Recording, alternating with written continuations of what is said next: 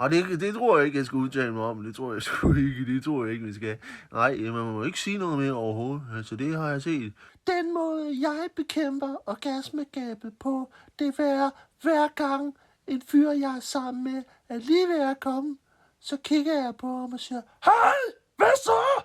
Ved du hvad?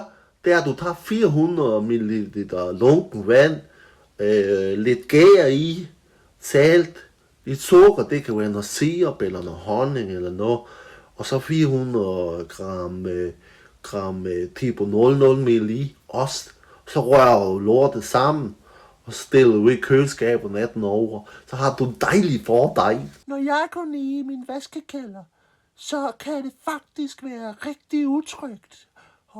Og det er noget, jeg sørger for, det er, bare for at holde de værste væk, ikke også da?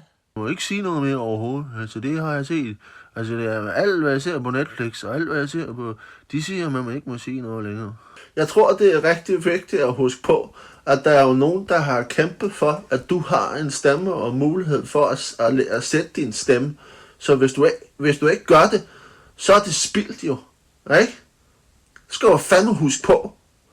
Det er derfor, jeg ser Vild med Dans. Jeg hører om mange, der har beklager sig over juledekorationer, der er kommet op her i starten af november allerede. Det gør mig... jeg kan godt lide nisser. Ja, men nej, det her. Og det andet der, det kender jeg ikke noget til. Det vil helst ikke have nogen med at gøre i virkeligheden. Så jeg skal bare bage.